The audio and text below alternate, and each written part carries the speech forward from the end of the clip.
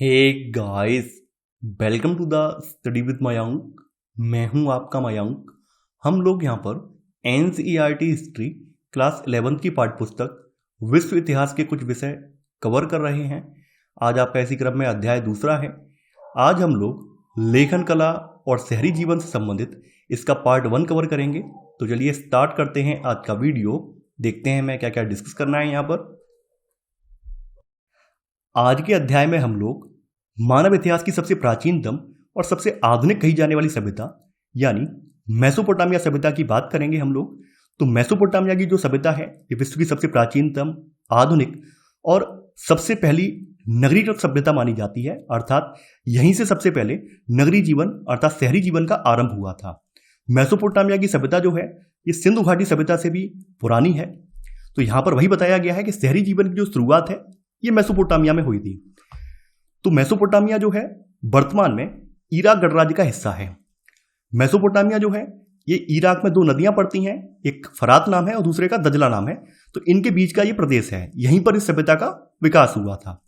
Mesopotamia नाम वास्तव में एक यूनानी भाषा का नाम है और ये यूनानी भाषा के 2 शब्दों से मिलकर बना है। इसमें एक है मैसोस, मैसोस का अर्थ होता है मध्य और पोटेमोस का अर्थ होता है नदी। तो इसलिए मेसोपोटामिया जो शब्द है ये दजला फरात नदियों के बीच की उपजाऊ धरती को इंगित करता है। तो देखिए अभी मैं आपको मैप में दिखा देता हूं तो आपको और चीजें क्लियर हो जाएंगी। देखिए ये रहा आपका इराक वाला पार्ट, ये आपकी फरात नदी आ रही है और इधर दजला नदी आ रही है।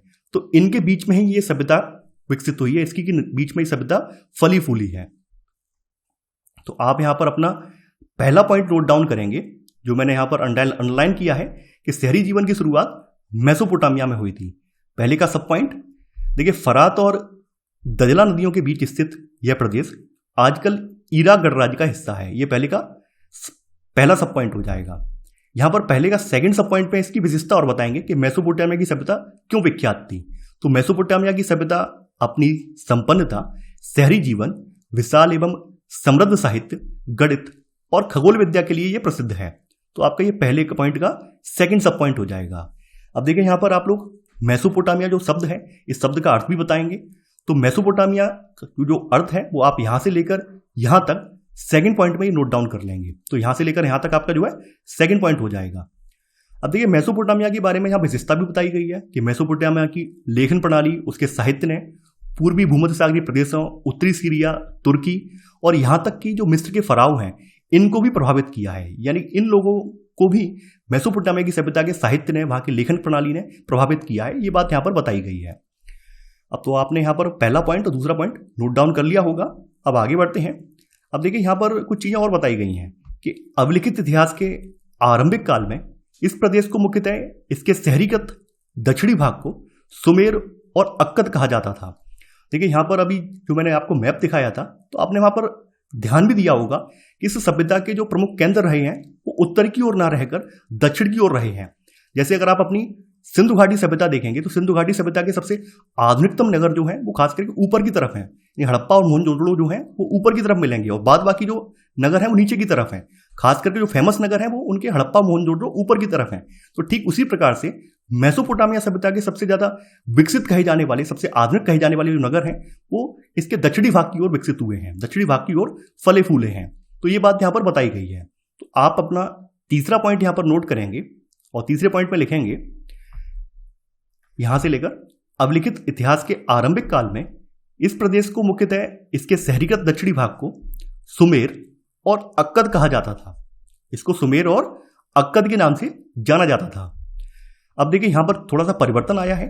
2000 ईसा पूर्व के आसपास इसके दक्षिणी भाग में स्थित बेबीलोन एक शहर जो है ये काफी बड़ा शहर बन गया है और उस समय दक्षिणी क्षेत्र को बेबीलोनिया कहा जाने लगा है।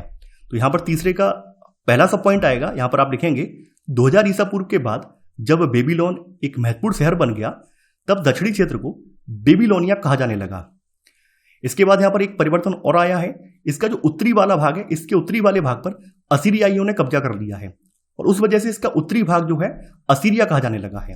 तो यहां पर आप तीसरे का सेकंड सब पॉइंट यहां पर नोट करेंगे कि लगभग 1100 ईसा पूर्व से जब असीरियाइयों ने उत्तर में अपना राज्य स्थापित कर लिया तब उस क्षेत्र को असीरिया कहा जाने लगा। यानी जो दजला फरात नदियां हैं, इनका जो उत्तरी क्षेत्र है, इनके उत्तरी क्षेत्र में जब असीरियाइयों ने कब्जा कर लिया है तो इस प्रदेश को, ऊपर वाली रीजन को जो है असीरिया कहा जाने लगा है। तो यहां तक बात क्लियर हो गई होगी।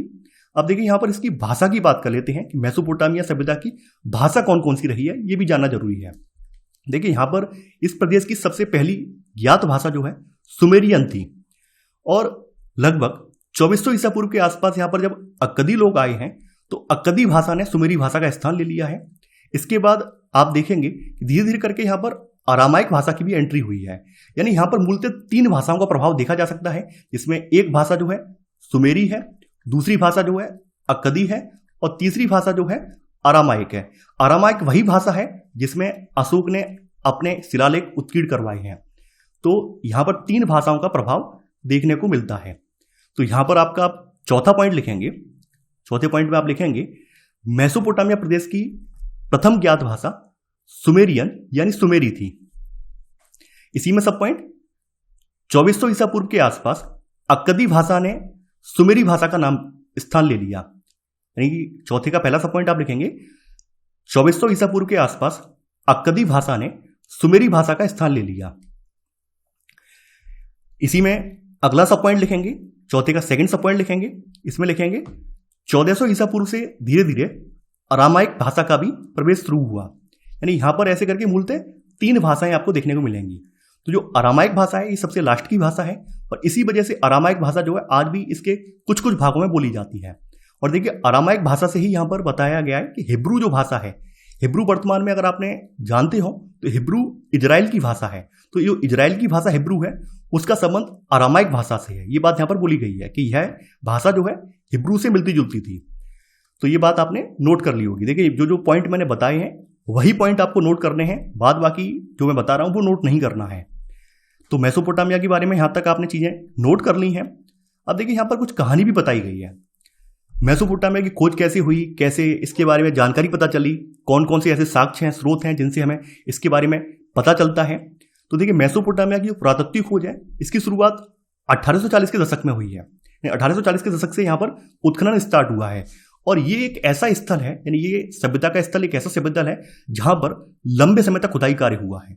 अगर आप दुनिया भर की जितनी सभ्यताएं हैं, जितनी प्राचीनतम सभ्यताएं, उन सबको उठाकर देखेंगे तो किसी भी सभ्यता में इतने लंबे समय तक खुदाई का कार्य नहीं हुआ है जितना इस सभ्यता में हुआ है। तो ये बात यहाँ पर बताई गई है।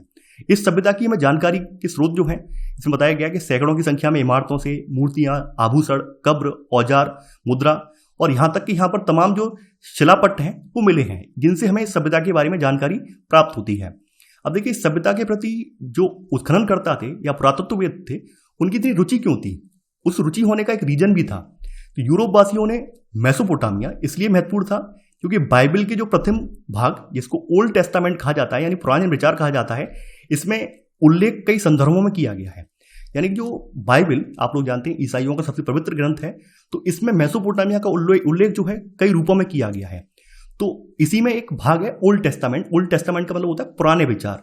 तो ओल्ड टेस्टामेंट की बुक ऑफ जेनेसिस में शिमार का उल्लेख है, और इसका तात्पर्य होता है कि सुमेर जो है ईंटों से बने शहरों की भूमि है। यानी इसमें इसके एक शहर का, इसकी जो है मेसोपोटामिया की जगह, इसको सुमेर के नाम से भी जाना जाता है, सुमेरियन सभ्यता भी इसको बोला जाता है, तो इसमें सुमेर का जिक्र किया गया है। तो यूरोप की यात्री या विद्वजन जो है मेसोपोटामिया की सभ्यता को एक तरह से अपने पूर्वजों की सभ्यता भी मानते हैं, पूर्वजों की पवित्र भूमि भी मानते हैं। तो इसी वजह से यूरोप वासियों ने इसकी उत्खनन में अच्छी खासी रुचि भी दिखाई है। तो ये बात यहाँ पर बताई गई है।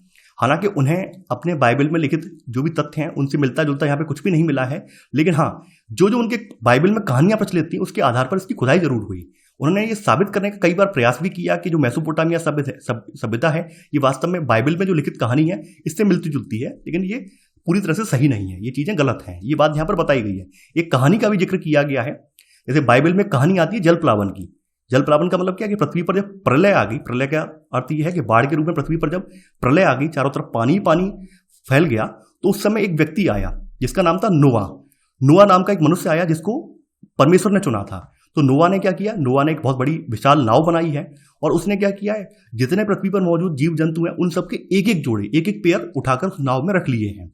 तो ऐसे करके वही कहानी है, समझ गए होंगे आप लोग कि उसने क्या किया है कि हर प्रजाति की एक एक जोड़े को बचा लिया है और बाद में उस एक एक जोड़े से ही बाद बाकी प्रजातियों का आगे डेवलपमेंट होता चला गया है। ये बात यहाँ पर बोली गई है। तो आप लोग जानते हैं ऐसी कहानियां, ऐसे किस्से हर धर्म ग्रंथ में जुड़े हुए हैं। तो वही सब चीजें यहाँ पर भी हैं। इसी तरह की कहानी जो है, जैसे बाइबल में कहानी है ये वाली, उसी तरह की कहानी मेसोपोटामिया सभ्यता में भी प्रचलित थी। तो यहाँ पर भी एक कहानी का जिक्र है और इस कहानी का जो मुख्य पात्र है उसको ज्यूसूद्र या फिर उतना पिष्टम भी कहा जाता था और ये सेम कहानी जो है मेसोपोटामिया में भी प्रचलित थी। तो इस वजह से जो यूरोपवासी हैं, खास करके बाइबल को मानने वाले लोग हैं, वो इस सभ्यता के प्रति अपनी अच्छी खासी रुचि दिखाए और यही कारण है इस सभ्यता का लंबे समय तक उत्खनन कार्य भी हुआ। तो यहां तक चीजें आपको क्लियर हो गई होंगी। अब आप लोग अगली हेडिंग डालेंगे और ये हेडिंग है आपकी मेसोपोटामिया और उसका भूगोल। हालांकि आपके पॉइंट नंबर चलेंगे, हम लोग ऊपर 4 पॉइंट तक लिख चुके हैं, यहाँ अगला पॉइंट आएगा, लेकिन फिर भी आप लोग हेडिंग डाल देंगे तो ज़्यादा अच्छा रहेगा। अब हम यहाँ पर ये जानने का प्रयास करेंगे क्या भौगोलिक कारकों ने मेसोपोटामिया सभ्यता के उदय में कोई भूमिका निभाई है या नहीं निभाई है, ये हम जानने का प्रयास करेंगे। जैसा कि आप लोग जानते हैं मेसोपोटामिया सभ्यता जो है ये वर्तमान में इराक गणराज्य का हिस्सा है। तो इराक एक भौगोलिक विविधता वाला देश है। इसके पूर्वोत्तर भाग में हरे भरे ऊंचे नीचे मैदान हैं जो धीरे धीरे वृक्षाच्छादित पर्वत श्रृंखला के रूप में फैलते हैं। यहाँ पे बताया गया कि साथ ही यहाँ पर स्वच्छ झरने हैं। इसके अलावा यहाँ पर अच्छी फसल के लिए पर्याप्त वर्षा भी होती है और एक फैक्ट भी बताया गया है कि यहाँ पर 7000 से लेकर 6000 ईसा पूर्व के बीच में खेती की शुरुआत भी की गई थी। ये बात भी यहाँ पे बताई गई है। फिर यहाँ पे उत्तर का जिक्र किया गया है। देखिए, कभी भी आप इस तरह का चैप्टर अगर आप पढ़ रहे हैं तो सबसे पहले आपके दिमाग में दिशाओं का ज्ञान होना आवश्यक है। अगर आपको दिशाओं का ज्ञान नहीं है तो ये बातें ऊपर से निकल जाएंगी। तो फिर से मैं यहाँ दोहरा दे रहा हूँ कि ये आपकी पूर्व दिशा है जिसको ईस्ट बोलते हैं, ये आपकी पश्चिम दिशा है जिसको वेस्ट बोलते हैं, ऊपर आपका नॉर्थ होता है यानी उत्तर और नीचे आपका साउथ होता है। तो यहाँ पर जो पूर्वोत्तर का जिक्र किया गया, पूर्वोत्तर का मतलब है ये वाला पार्ट इस दिशा में, तो ये आपका नॉर्थ ईस्ट हो गया यानी ये पूर्वोत्तर हो गया। अब जो बात हो रही है यानी स्टेपी भाग की बात हो रही है, ये नॉर्थ में पड़ता है, इस वाले पार्ट में पड़ता है यानी ये वाला पार्ट है।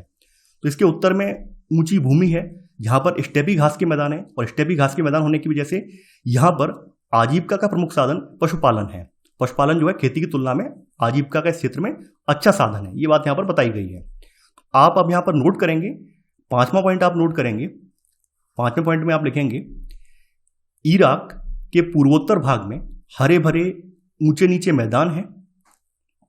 इसी में आगे लिखेंगे यहां 7000 से लेकर 6000 ईसा पूर्व के बीच खेती शुरू हो गई थी। यह आपका 5वां पॉइंट होगा। 5वें का ही सब पॉइंट आप लिखेंगे। पहला सब पॉइंट है उत्तर में ऊंची भूमि है जहां स्टेपी घास के मैदान है। यहां पर पशुपालन खेती की तुलना में आजीविका का अच्छा साधन है। तो आपने यहां पर उत्तर की भी बात कर ली है। अब यहां पर पूर्व का भी बताया गया है कि पूर्व में दजला की सहायक नदियां ईरान के पहाड़ी प्रदेशों में जाने के लिए परिवहन का अच्छा साधन है। तो यहां पर आप यानी 5वें का पहला सब पॉइंट लिख लिया, 5वें का आप सेकंड सब पॉइंट लिखेंगे। यहां पर आप लिखेंगे कि पूर्व में जो दजला की सहायक नदियां हैं ये ईरान के पहाड़ी प्रदेशों में जाने के लिए परिवहन का अच्छा साधन है, क्योंकि ईरान इसके बॉर्डर पर ही है। तो ये भी आपने नोट कर लिया होगा। तो आपने यहाँ पर कहाँ देख लिया, आपने उत्तर देख लिया, पूर्वोत्तर देख लिया। अब यहाँ पे बात हो रही है यानी पूर्व भी देख लिया आपने, अब बात हो रही है दक्षिणी भाग की कि दक्षिण में क्या है। तो इसका जो दक्षिणी भाग है ये वास्तव में एक रेगिस्तान है और यही वही स्थान है यहाँ पर मेसोपोटामिया के जो नगर हैं इनका उदय हुआ है। तो आप यहाँ पर 5वें का तीसरा सब पॉइंट यहाँ पर नोट करेंगे कि दक्षिणी भाग एक रेगिस्तान है और यही वह स्थान है जहां सबसे पहले नगरों और लेखन प्रणाली का प्रादुर्भाव हुआ। तो ये 5वें का तीसरा सब पॉइंट हो जाएगा। अब देखिए यहां पर अगर आप कुछ चीजें देखें तो आपको जिस प्रकार से आपका गंगा यमुना वाला प्रदेश देखने को मिलता है, सेम वही चीजें यहां पर भी हैं।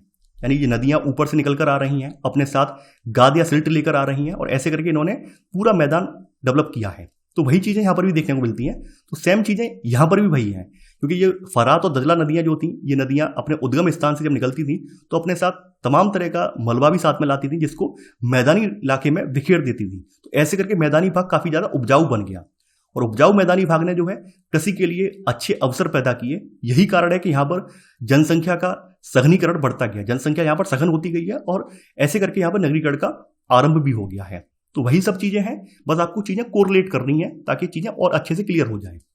तो आपने यहाँ पर 5 में के तीनों पॉइंट यहाँ पे नोट कर लिए हैं। अब आगे बढ़ते हैं। देखिए ये चीजें वहीं बताई गई हैं कि ये ऊपर से नदियां आ रही हैं, ये वाली इस तरफ से नदियां आ रही हैं आप, और ऐसे करके यहां पर इसका दक्षिणी वाले भाग में यहां पर ये शहर डेवलप हुए हैं। अब देखिए यहां पे कुछ चीजें और भी जिक्र की गई है, जैसे फरात नदी के बारे में बताया गया है। तो फरात नदी जो है ये रेगिस्तान में प्रवेश करने के बाद कई धाराओं में बंटकर बहने लगती है। कई बार क्या होता है, कभी कभी इन धाराओं में बाढ़ भी आ जाती है, और पुराने जमाने में ये धाराएं जो हैं सिंचाई की नहरों का काम भी करती थी। तो ये सब चीजें बताई गई हैं। इसके अलावा यहां पर बताया गया कि रोम साम्राज्य सहित पुरानी व्यवस्थाओं में जो दक्षिणी मेसोपोटामिया वाला भाग है, ये खेती की दृष्टि से सबसे ज्यादा उपज पैदा करने वाला भाग हुआ करता था। ये बात भी यहां पर बताई गई है। तो ये सब इसकी विशेषताएं बताई गई हैं, ये लिखनी नहीं है, बस आप लोग जान लीजिए। इसके अलावा आपने वही सब चीजें हैं, खेती के अलावा इसका जो भाग है, जो उत्तरी भाग है, स्टेपी घास भूमि वाला भाग है, तो ये बताया गया कि यहाँ पर भेड़ बकरियां ये सब पाले जाते हैं। इसके अलावा पूर्वोत्तरी मैदानों और पहाड़ों के ढालों पर भी ये सब चीजें पाली जाती हैं। तो कहने का मतलब क्या है कि यहाँ पर मांस, दूध, ऊन इनकी कोई कमी नहीं है, प्रचुर मात्रा में सब चीजें उपलब्ध हैं। इसके अलावा यहाँ पर दक्षिणी भाग में, इसके दक्षिणी भाग में खास करके गर्मियों में खजूर के पेड़ ये सब होते हैं, तो इसलिए यहाँ पर खाद्यान्न की कोई किल्लत नहीं है। लेकिन कुछ चीजें और भी सोचनी पड़ेंगी, लेकिन हमें यह सोचने की गलती नहीं करनी चाहिए कि शहरों का विकास केवल ग्रामीण समृद्धि के बल पर ही हुआ। यानी अगर आपके दिमाग में ये आ रहा है कि यहाँ पर ग्रामीण जीवन के बारे में आपने जो विशेषताएं बताई हैं एग्रीकल्चर वगैरह, तो एग्रीकल्चर से ही यहाँ पर नगरीकरण का विकास हुआ है, ऐसा कहना अंशतः सत्य है, पूरी तरह से सत्य नहीं है। ये बात भी इस पैराग्राफ में बोली गई है। तो आगे बढ़ते हैं। अब आपकी अगली हेडिंग है शहरीकरण का महत्व। यहां पर हम ये जानेंगे कि मेसोपोटामिया के सभ्यता में शहरीकरण अर्थात नगरीकरण की शुरुआत कब से हुई है। देखिए शहर और नगर बड़ी संख्या में लोगों के रहने के स्थान ही नहीं होते थे, बल्कि ये विभिन्न प्रकार की आर्थिक गतिविधियों के केंद्र भी होते थे। जब किसी अर्थव्यवस्था में खाद्य उत्पादन के अतिरिक्त अन्य आर्थिक गतिविधियां विकसित होने लगती हैं, तब किसी एक स्थान पर जनसंख्या का संकेंद्रण अर्थात घनत्व बढ़ने लगता है, और इसके फलस्वरूप वहां पर कस्बे बसने लगते हैं। देखिए जो आपके नगर होते हैं, ये नगर पूरी तरह से आत्मनिर्भर नहीं होते हैं, बल्कि ये नगर भी अपने आसपास के क्षेत्रों पर, यानी अपने आसपास के गांवों पर या अन्य कस्बों पर डिपेंड करते हैं। जैसे आप लोग ये जानते हैं कि नगरों की अधिकांश जनसंख्या जो होती है वो गैर कृषि कार्यों में संलग्न होती है, तो इसलिए यहाँ पर खाद्यान्न वगैरह के लिए खाद्यान्न की आपूर्ति जो होती है वो खास करके ग्रामीण इलाकों से की जाती है। तो इसलिए नगर वगैरह जो होते हैं वो गांव पर निर्भर रहते हैं, ये बात भी भूलनी नहीं चाहिए। इसके अलावा यहाँ पर विभिन्न प्रकार की आर्थिक गतिविधियां भी होती हैं। यहाँ पर आपको एक चीज देखने को मिलेगी, वो है श्रम विभाजन। ये श्रम विभाजन जो है ये शहरी जीवन की विशेषता है। यानी कि यहाँ पर आप देखेंगे हर कार्य के लिए विशिष्ट व्यक्ति है, यानी कि हर कार्य विशिष्ट व्यक्ति के द्वारा परफॉर्म किया जा रहा है, कोई एक ही व्यक्ति सारे कार्य नहीं कर रहा है। जैसे मैंने आपको जब अर्थव्यवस्था पढ़ाई थी तो मैंने आपको बताया भी था, खास करके गांव वगैरह में क्या होता है, गांव वगैरह में जो सूत काटने वाला है, जैसे रुई बुनने वाला, रुई के जो बोए होते हैं उनको चुनने वाला होता है, उनको रुई को कूटने वाला जो बोला जाता है, उसके बाद रुई से जो सूत काटा जाता है वो एक ही व्यक्ति होता है। जबकि शहरों में ऐसा नहीं होता है। शहरों में अगर आप कपड़ा निर्माण की प्रक्रिया को भी उठाकर देख लेंगे तो वहां पर रुई कहीं और से आ रही है। रुई को जो सफाई करने वाला, रुई की यानी रुई को धुलने वाला व्यक्ति अलग है, रुई से सूत बनाने वाला व्यक्ति अलग है, सूत से कपड़ा बनाने वाला व्यक्ति अलग है, कपड़े से कपड़े को कलर करने वाला व्यक्ति अलग है। यानी शहर में हर प्रकार की गतिविधि के लिए श्रम विभाजन है, यानी पर्टिकुलर अलग अलग व्यक्ति कर रहे हैं, जबकि ग्रामीण परिवेश में ऐसा नहीं होता है। तो वो बात आप लोग अर्थव्यवस्था में पहले से पढ़ चुके हैं। इसके अलावा बहुत सारी चीजें बताई गई हैं। देखिए शहर में विभिन्न प्रकार की जो आर्थिक गतिविधियां होती हैं उनके लिए उनको जो भी उपलब्ध उनकी जो आवश्यकता है उसके लिए सामान उपलब्ध करवाने के लिए तमाम तरह के सामाजिक संगठन भी होते हैं। तो शहरी विनिर्माताओं के लिए ईंधन, धातु, विभिन्न प्रकार के पत्थर, लकड़ी आदि जरूरी चीजें भिन्न भिन्न जगहों से आती हैं, जिनके लिए संगठित व्यापार और भंडारण की भी आवश्यकता होती है। वही बात यहाँ पर दोहराई गई है। ये कहने का मतलब ये है कि इस पैराग्राफ का संबंध आपके कोई भी नोट से नहीं है, लेकिन यहाँ पर एक कहानी के रूप में जनरल फॉर्म में बताया गया है। वैसे तो अगर आप देखेंगे तो वैसे तो ये सारी चीजें आप इकोनॉमी में पढ़ चुके हैं, लेकिन यहाँ पर वही कहानी समझाने का प्रयास किया गया है कि नगर कैसे आगे चलकर विकसित होते जाते हैं, नगर में किस तरह से लोग एक दूसरे पर डिपेंड होते हैं, कैसे वहां पर क्रियाकलाप चलते हैं, ये समझाने का प्रयास किया जा रहा है। तो इसका संबंध आप अपने मौजूदा वर्तमान नगरों से लगा सकते हैं। यानी आपके जो मौजूदा वर्तमान नगर हैं उनसे अगर आप इसको कोरिलेट कर लेंगे तो चीज़ें और अच्छे से आपको समझ में आ जाएंगी। तो वही सब चीज़ें यहाँ पर दोहराई गई हैं और वही बताई गई हैं। तो यहाँ पर जो नोट करने लायक है तो वो नोट करने लायक लाइन जो है ऊपर ही है और वो मैं नोट करवा देता हूँ। देखिए, आपने ऊपर 5 पॉइंट लिख लिए थे, अब आपका 6वां पॉइंट आएगा। 6वां पॉइंट में आप लिखेंगे मेसोपोटामिया के प्राचीनतम नगरों का निर्माण कांस्य युग यानी लगभग 3000 ईसा पूर्व में शुरू हो गया था। 3000 ईसा पूर्व का मतलब क्या है कि ईसा जो है 2000 साल के ईसा हैं और इसमें 3000 आप और जोड़ देंगे, यानी आज से लगभग 5000 साल पहले यहाँ पर नगरीकरण की शुरुआत हुई है। तो आप यहाँ पर लिख लीजिए मेसोपोटामिया के प्राचीनतम नगरों का निर्माण कांस्य युग यानी लगभग 3000 ईसा पूर्व में शुरू हो गया था। यहाँ पर बताया गया है, ठीक है, कांसे के बारे में बताया गया। कांसे के बारे में आप जानते होंगे, तो या तो नोट करके आप लिख लीजिए इसमें कांसा कैसे बनता है। कांसा जो है तांबा और रागे के मिश्रण से बनता है और कांसे के इस्तेमाल से विभिन्न प्रकार की वस्तुएं भी बनाई जाती हैं। यहाँ पर इन सब के बारे में आप जानते हैं, औजार बनाए जाते हैं, ये सब आप जानते हैं। तो मेसोपोटामिया जो सभ्यता थी वो कांस्य युगीन सभ्यता थी, अर्थात यहाँ पर कांसे का इस्तेमाल होता था, धातु में कांसे का इस्तेमाल होता था। मेसोपोटामिया के जो औजार हैं ये भी यानी हथियार या औजार भी कांसे के ही होते थे। तो इसी में आप 6वें में सब पॉइंट करके लिख लेना कि मेसोपोटामिया के हथियार भी कांसे के ही होते थे, ये आप लिख लेना।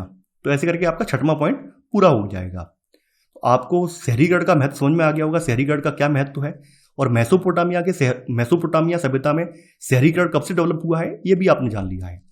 अब आगे बढ़ते हैं। आगे बढ़ने पर यहां पर एक वारका सीड्स का जिक्र किया गया है।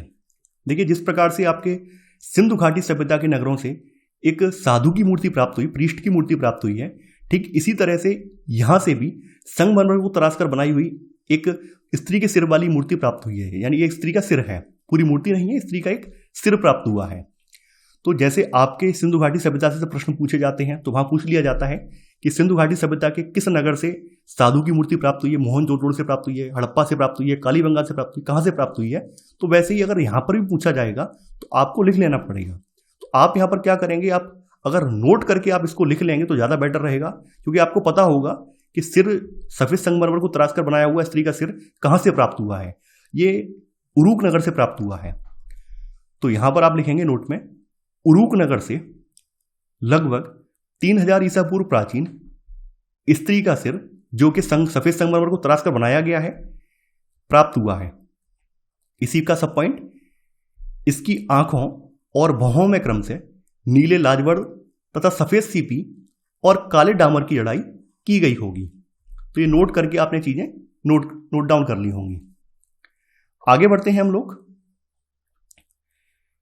अब देखिए, यहां पर अगली हेडिंग है आपकी शहरों में माल की आवाजाही। यहां पर हम ये जानने का प्रयास करेंगे मेसोपोटामिया के शहरों में माल की आवाजाही किस प्रकार से होती थी। देखिए, मेसोपोटामिया कहने में यहाँ पर खाद्य संसाधन कितने भी समृद्ध रहे हो, सभ्यता कितनी भी समृद्ध रही हो, कितनी भी संस्कृति यहाँ पे समृद्ध रही हो, कितना हाईटेक शहर रहा हो, लेकिन फिर भी यहाँ पर खनिज संसाधनों का अभाव था। सबसे बड़ी बात क्या है कि मेसोपोटामिया में खनिज संसाधनों का अभाव था, यानी अधिकांश जो सामान है वो उन्हें अन्य जगहों से आयात करना पड़ता था। बोला गया है दक्षिण के अधिकांश भागों में औजार, मोहरें और आभूषण बनाने के लिए पत्थरों की कमी थी। तो ये लोग क्या करते थे, ये लोग बाहर से सामान को ऑब्वियसली बात है आयात करते होंगे। इसी प्रकार से यहाँ पर नाव वगैरह बनाने के लिए अच्छी खासी लकड़ी भी नहीं मिलती थी, तो लकड़ियों का भी आयात करना पड़ता था, क्योंकि बताया गया कि ईरा की खजूर और पॉपुलर के पेड़ों की लकड़ी गाड़ियों के पहिए या नावें बनाने के लिए कोई खास अच्छी नहीं थी। तो ये लोग क्या करते, लकड़ी वगैरह, पत्थर वगैरह ये सब आयात करते थे। तो यहां पर आपका अगला पॉइंट अब आएगा। आप 6 पॉइंट यहां पर लिख चुके हैं, 7वां पॉइंट आएगा। यहां पर आप लिखेंगे मेसोपोटामिया के नगरों में खनिज संसाधनों का अभाव था। इसी में सब पॉइंट, प्राचीन काल के मेसोपोटामियाई लोग संभवतः लकड़ी, तांबा, रांगा, चांदी, सोना, सीपी और विभिन्न प्रकार के पत्थरों को तुर्की और ईरान अथवा खाड़ी पार देशों से मंगाते थे, और इसी में आगे जिसके लिए वे अपना कपड़ा और कृषिजन्य उत्पाद काफी मात्रा में उन्हें निर्यात करते थे। यानी कि कहने का मतलब क्या है कि ये बदले में इन्हें पत्थर वगैरह, चांदी, सोना या फिर रांगा वगैरह जो है, सीपी वगैरह है, लकड़ी वगैरह ये प्रोवाइड करवाते थे। और इसके बदले में मेसोपोटामिया वासी ईरान और तुर्की वालों को क्या प्रोवाइड करवाते थे? अपना कपड़ा, कृषिजन्य उत्पाद, ये सब प्रोवाइड करवाते थे। तो यहां पर ये बात निकल कर आई है कि यहां पर इनका जो व्यापार है वो तुर्की और ईरान से चलता था। तुर्की और ईरान से इन्हें ये चीजें प्राप्त होती थी और अपने यहां से निर्यात क्या क्या करते थे? ये कपड़ा और कृषिजन्य उत्पादों को निर्यात करते थे। तो ये चीजें आपको समझ में आ गई होंगी। तो आपने 7वां पॉइंट और 7वें का सब पॉइंट नोट कर लिया होगा। देखिए ये पॉइंट यहां से लेकर यहां तक है। आगे बढ़ते हैं। अब देखिए यहां पर जब इस तरह का आदान प्रदान हो रहा है, चीजों का आदान प्रदान हो रहा है, परस्पर अदला बदली हो रही है, यानी वस्तुओं का विनिमय हो रहा है, तो ऑब्वियस सी बात है कि यहां पर कुछ ऐसे संगठन भी होंगे जो इस काम में इन्वॉल्व होंगे, यानी इस व्यापार में इन्वॉल्व भी होंगे।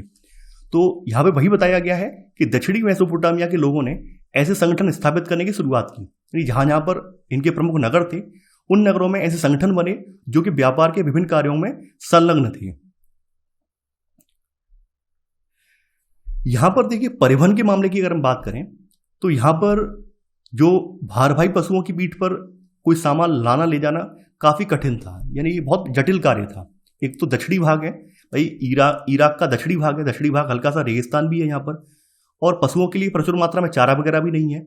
और ऐसे में हम भारी भरकम सामान अगर हम पशुओं पर लाद कर लाएं तो पशु क्या ला पाएंगे? समय से नहीं ला पाएंगे। तो इसके लिए सबसे अच्छा साधन क्या था? इनके यहाँ सबसे अच्छा साधन था, इनके यहाँ परिवहन का सबसे अच्छा जो तरीका था वो था जल मार्ग। क्योंकि जो फरात नदी थी, दजला या फरात नदी थी, इनकी कई सारी उपधाराएं थी।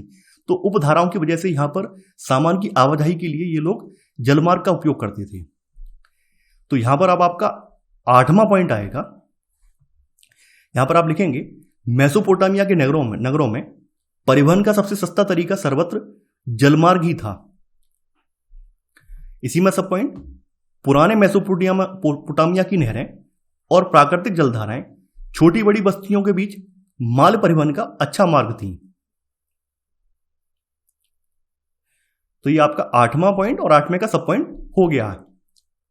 चलिए आगे बढ़ते हैं। अब आपकी अगली हेडिंग है, यह है लेखन कला का विकास। यहां पर हम ये जानने का प्रयास करेंगे कि मेसोपोटामिया के नगरों में लेखन कला का विकास कैसे और कब हुआ है। तो देखिए जैसे जैसे मेसोपोटामिया के नगरों में नगरीकरण बढ़ता गया है, वैसे वैसे वहां पर व्यावसायिक गतिविधियां भी बढ़ती गई हैं। और जब व्यावसायिक गतिविधियां बढ़ी हैं तो आयात निर्यात की जो वस्तुएं हैं ये भी बढ़ती गई हैं। और जो व्यवसाय जब बढ़ता है तो व्यवसाय में कोई व्यवसाय किसी एक समय में नहीं होता है, बल्कि वो पूरे दिन चलता है। आर्थिक गतिविधियां सुबह से लेकर रात तक चलती रहती हैं। तो ऐसे में जब शहरी जीवन में लेन देन अलग समय पर होते थे तो उन्हें करने वाले भी कई बार अलग अलग लोग होते थे। और ऐसे में सभी प्रकार के लोगों का जो भी सामान है, किसने क्या सामान लिया है या किसको हमने क्या सामान भेजना है, वो मौखिक रूप से याद कर पाना संभव नहीं है। तो ऐसे में इस हिसाब को स्थायी रूप से रखने की आवश्यकता महसूस की गई। तो यहां पर फिर लेखन कला की पद्धति का प्रचलन स्टार्ट हो गया। तो यहां पर आपका 9वां पॉइंट आएगा कि मेसोपोटामिया के नगरों में लेखन कार्य तभी शुरू हुआ जब समाज को अपने लेन देन का स्थायी हिसाब रखने की जरूरत पड़ी। यह आपका 9वां पॉइंट आ जाएगा। देखिए मेसोपोटामिया के नगरों में जो लेखन कार्य होता था वो जिस प्रकार से भारत में लेखन कार्य होता था उससे थोड़ा अलग था। भारत में खास करके आप देखेंगे तो सिंधु घाटी सभ्यता के नगरों को छोड़ दें तो अगर बाद के टाइम की बात करें, यानी मौर्य साम्राज्य के बाद की बात करें, तो हमारे यहाँ लेखन कार्य या तो पत्थरों के शिलालेख जो होते थे उन पर होता था, या फिर जो ताम्रपत्र वगैरह उन पर होता था, ताड़पत्र वगैरह उन पर होता था। तो हमारे यहाँ इस तरह से लेखन कार्य होता था। लेकिन यहाँ पर ऐसा नहीं है। यहाँ पर लेखन कार्य जो होता था वो मिट्टी की पट्टियों पर होता था। तो यहाँ पर आपका 10वां पॉइंट आएगा। यहाँ पर आप लिखेंगे मेसोपोटामिया के लोग मिट्टी की पट्टिकाओं पर लिखा करते थे। ये आपका 10वां पॉइंट है। इसी में सब पॉइंट अब आपका आएगा, 10वें का सब पॉइंट है। देखिए मेसोपोटामिया में जो पहली पट्टिकाएं पाई गई हैं वे लगभग 3200 ईसा पूर्व की हैं और उनमें चित्र जैसे चिन्ह और संख्याएं दी गई हैं। ये आपका 10वें का सब पॉइंट है। यानी कि जो पहली पट्टिकाएं वो पाई गई हैं वो लगभग कितनी पुरानी है? 3200 ईसा पूर्व पुरानी है और उनमें चित्र जैसे चिन्ह और संख्याएं दी गई हैं। ये आपने नोट कर लिया होगा। अब देखिए जो पट्टिकाएं थी मिट्टी की वो कैसे बनाई जाती थी, बताया गया है कि लिपिक चिकनी मिट्टी को गीला करता था, फिर उसे गूंथ कर थाप कर एक ऐसे आकार की पट्टियां बना लेता था जिसको वो आसानी से उठा सके, एक हाथ में उसको पकड़ सके। और फिर वो क्या करता था फिर वो सावधानी पूर्वक उसकी सतहों को चिकना बना लेता था। फिर सरकंडे की तीली और तीखी नोक से वह उसकी नम चिकनी सतह पर कीलाकार चिन्ह बना देता था। अब देखिए यहां पर 11वां पॉइंट आप लिखेंगे या फिर इसी में सब पॉइंट आप लिख लीजिए। इसमें यानी 10वें का जो पॉइंट है इसी में सेकंड सब पॉइंट अब आपका आ जाएगा। इसमें लिखेंगे कि मिट्टी की पट्टिकाओं पर लेखन कार्य, यानी आप लिखेंगे मिट्टी की पट्टिकाओं पर लेखन कार्य सरकंडे की तीली की तीखी नोक से उसकी नम चिकनी सतह पर कीलाकार चिन्ह बनाकर होता था। यानी कि मिट्टी की पट्टिकाओं पर लेखन कार्य सरकंडे की तीली की तीखी नोक से उसकी नम चिकनी सतह पर कीलाकार चिन्ह बनाकर होता था और बाद में पट्टिकाओं को सुखा लिया जाता था। बाद में पट्टिकाओं को धूप में रखकर सुखा लिया जाता था। तो ये आपने 10वें का सेकंड सब पॉइंट नोट कर लिया होगा। अब देखिए यहां पर कई बार क्या होता है कि यहां पर उपयोगी जो पट्टिकाएं होती थी वो उनको सहेज कर रख लेते थे और जो अनुपयोगी पट्टिकाएं होती थी उनको फेंक देते थे। तो ऐसे में आप देखेंगे कि वहां पर मेसोपोटामिया में जो खुदाई हुई है तो वहां पर सैकड़ों की तादाद में पट्टियां मिली हैं। ये बात यहां पर बताई गई है। आगे बढ़ते हैं। यहां पर बताया गया है कि किस प्रकार से यहां पर भाषा और लिपि में परिवर्तन आया है। शुरुआत में आपने देखा कि कीलाकार चिन्ह बना देते थे, लेकिन बाद में यहां पर परिवर्तन आया है। यहां पे बताया गया है कि अब आपका अगला पॉइंट आएगा 11वां कि लगभग 2600 ईसा पूर्व के आसपास वर्ड जो है इनके कीलाकार हो गए हैं और भाषा सुमेरियन थी। यानी शुरुआत में आपने जैसा देखा, शुरुआत में जैसा आपने 10वें का जो पहला सब पॉइंट लिखा है उसमें आपने देखा है कि शुरुआत में क्या था, शुरुआत में चित्र जैसे चिन्ह और संख्याएं दी गई, यानी हल्के से कीलाकार थे, पूरी तरह से कीलाकार नहीं थे। लेकिन 2600 ईसा पूर्व ये परिवर्तन आया है कि यहाँ पर जो भी लेटर हैं, जो भी अक्षर हैं, वो पूरी तरह से कीलाकार हो गए हैं। लगभग 2600 ईसा पूर्व के आसपास वर्ड कीलाकार हो गए और भाषा सुमेरियन थी, ये यहां पर बताया गया है। और धीरे धीरे लेखन कार्य क्या है, लेखन कार्य सर्वमान्य हो गया। यानी लेखन कार्य केवल व्यापारियों तक सीमित नहीं रहा, बल्कि आम जनता के लिए भी लेखन कार्य किया जाने लगा। जैसे भूमि का हस्तांतरण है, राजा के कार्यों का वर्णन है, उसके कानून में परिवर्तन वगैरह है, या फिर कानून में कुछ न कोई उद्घोषणा करवाई है, तो ये सब अब लेखन कार्य के रूप में किया जाने लगा। ये बात भी यहां बताई गई है। अब यहां पे फिर से बताया गया कि मेसोपोटामिया की सबसे पुरानी ज्ञात भाषा सुमेरियन का स्थान 2400 ईसा पूर्व के बाद धीरे धीरे अक्कदी भाषा ने ले लिया, जैसा कि हम स्टार्ट में जान चुके हैं। और अक्कदी भाषा में कीलाकार लेखन का रिवाज ईसवी सन की पहली शताब्दी तक, अर्थात 2000 से अधिक वर्षों तक यहां पर चलता रहा है। यानी पहले यहां पर लेखन का जो रिवाज था कीलाकार लेखन में, तो वो सुमेरी भाषा में होता था, और बाद में किस में होने लगा है, बाद में अक्कदी भाषा में ये होने लगा है। ये बात यहां पर बताई गई है। शुरुआत में सुमेरी में होता था और बाद में ये अक्कदी में होने लगा है।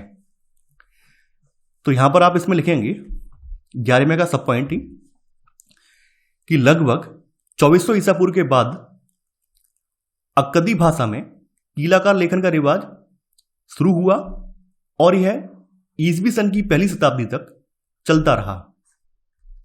यह आप 11वें का सब पॉइंट करके लिख लेंगे। आगे बढ़ते हैं। अब आपकी अगली हेडिंग है लेखन प्रणाली। देखिए अभी आपने जाना था कि मेसोपोटामिया के नगरों में लेखन की शुरुआत कब से हुई है। अब यहां पर आप जानेंगे इनकी जो लेखन की प्रणाली थी वो किस प्रकार की थी। तो देखिए इनकी लेखन प्रणाली में जिस ध्वनि के लिए कीलाक्षर या कीलाकार चिन्ह का प्रयोग किया जाता था तो वह अकेला नहीं होता था, यानी वह अकेला व्यंजन या स्वर नहीं होता था। जैसे आप अंग्रेजी वर्णमाला में एम या ए को पृथक पृथक लिख सकते हैं, तो उस तरह से यहाँ पर पृथक पृथक नहीं लिखा जाता था, बल्कि यहाँ पर संयुक्त रूप से अक्षर जैसे यहाँ पर लिखा जाता था। तो ये बताया गया है यहाँ पर।